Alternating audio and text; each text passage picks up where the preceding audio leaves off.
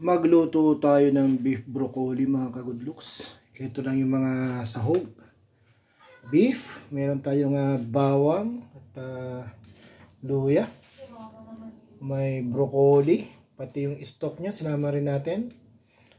Bell pepper, hatiin natin yan para sa mamaya. At cornstarch at ang oyster sauce ng bayan. Siyempre, konting soy sauce lang yan. Saka nor seasoning. Lagyan lang natin ng paminta, saka asukal. Yun lang. Gawin lang natin, papakululan tayo dito ng tubig na may asin para yung kulay ng broccoli ay hindi mawala. Tapos sa susunod na pan, na rin natin. Luto na rin natin itong beef. Konting mantika lang. Hindi ko na ikakat to mga kagudloks ha. Natin itong baka natin. Maninipis na nahiwa yan. Hindi ko na minarinate. Okay na. Ganyan lang.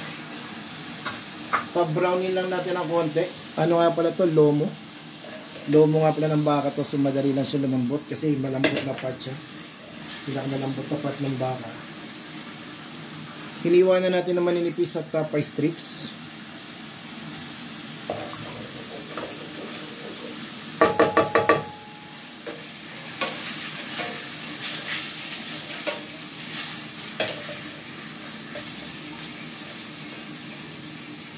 So medyo i-brown lang natin ito ng konti.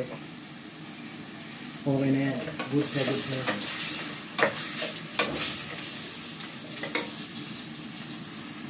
Tapos kumukulo na to, i-blanch lang natin itong stock.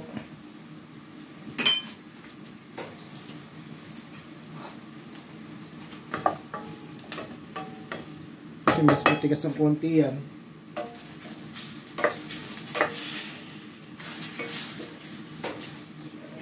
Yung tubig niya, So, lagyan na rin natin itong broccoli mga kagudloks.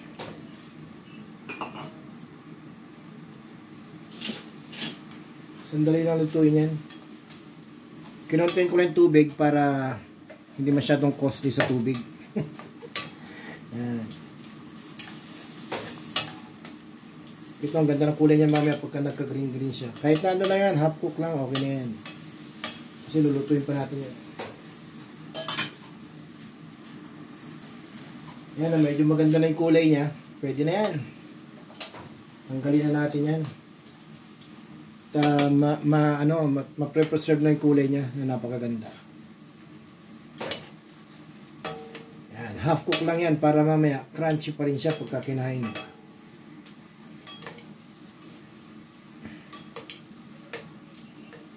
Mainit. So yan, blanch na natin itong broccoli natin. Napakaganda ng kulay mga kagudloks. At tanggalin na natin itong mga dugo-dugo nitong baka. Tenderloin naman to, malambot lang to. Kaya yan, pwede na yan. Papatuyin ko pa sana, kaya lang nagsabaw okay na yan. Malambot na yan. Yan, medyo natuyo-tuyo na. Prito-prito lang natin ng konti. Hanggang sa mag-brown-brown siya ng konti. Still fry natin ng konti bago natin timplahan. Yan, naririnig nyo na yung tilamsik ng mantika. Nagmantika na siya.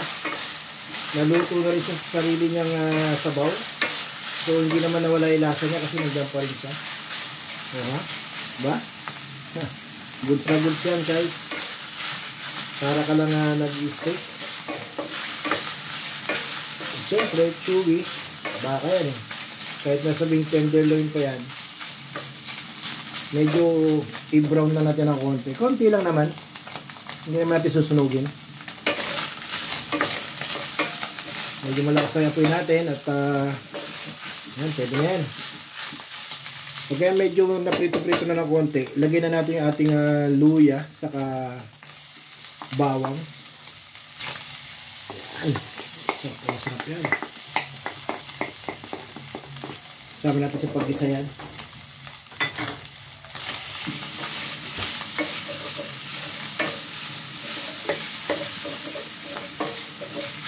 sa mga may siya. Parang adobo lang pinawala suka, mga goodlocks. Ang baho.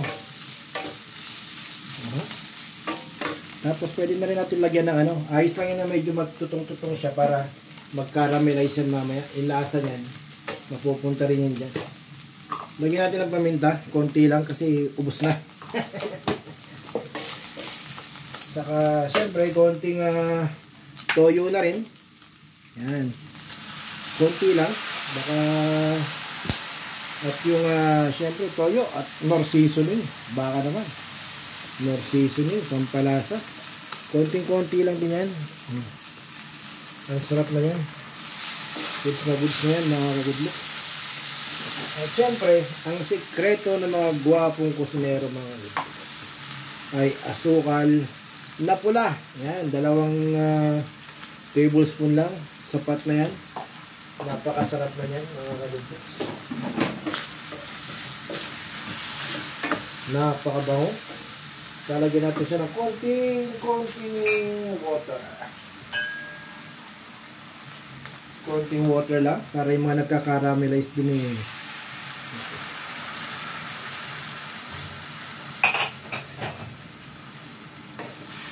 Yan, yung mga natututong-tutong niya kanina sa gilid-gilid, magka-caramelize yan, mga kagoodlocks. Napakasarap niyan.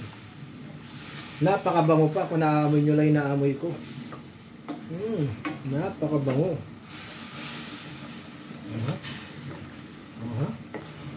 Tapos lagyan na rin natin yung ating oyster sauce. Ang pambansang oyster sauce ng Pilipinas. Yan. Mamasitas. No, walang kalaban to si Mamasitas dito, no? Merong silver swan ba yun? Pero mas famous, no?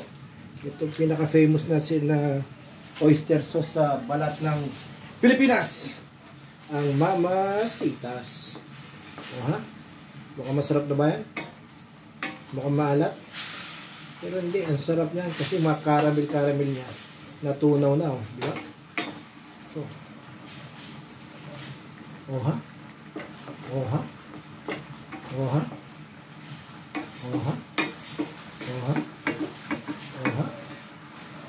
Alright, so yan, pwede na yan. Pwede natin lagay ating bell pepper, kalahati lang kasi may paggagamitan pa tayo ng mamaya. Ayan, bell pepper. At yung ating green na broccoli. Pakasarap na niya, mga goodlocks. Luto na yan. Siyempre, lutong-luto na yan. Dapat di pala natin nilagay lahat yung broccoli para may pan-toppings din tayo. Pero okay na yan. Goods na yan. Lutuin lang natin siya for a minute para maluto lang yung bell pepper natin ng konti.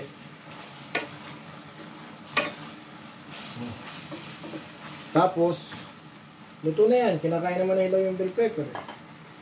Ihahalo na natin yung ating mixture. Ano yung mixture natin? Yung cornstarch and water mixture natin. Ayan, konti lang muna para makuha lang natin yung lapot na kailangan natin. At ayun na nga, nangyari na nga yung hula. Sabi ni Boss Churba. At nangyari na nga ang hula, mga goodlocks. At ayan na, tapos na yan. Nakita nyo ba yan? Napakaganda niya. So patayin na natin at mag-plating na tayo. Pambansang plating natin. Magpi-plating na at luto na ang ating beef broccoli. Ganun lang kadali, ganun lang kasimple magluto, mga goodlocks. Mainit. mainit. Ayan na, pati pag-plating ay nakita nyo na dyan. Hindi ko na in-edit, hindi wala nang edit to. Dire-diretso na post yan, mga goodlocks. Dahil naka-diet tayo ngayon. Panindigan na natin diet natin. Kumain tayo ng broccoli. At ayan na nga. Ayan na ang beef broccoli. Kulang yung ating sarsa. Takpan natin yan. O ha? At ito na ang hula mga good looks. Mukha bang masarap yan? Ako lang nagluto niyan ha. Si mukha mo lang nagluto niyan. O ha? O, kain tayo mga ka-good looks. O ha? Mukha na bang luto sa restaurant yan? Kung bibili ka dyan sa restaurant, napakamahal niyan. Pero dito kay mukha mo. Ayan lang. Pastime lang natin yan. Libangan lang natin. Makapagluto tayo ng beef broccoli. Ayan. Maraming salamat sa lahat ng mga nanood. At shout out sa inyong lahat. I love you. Mama. Chup chup.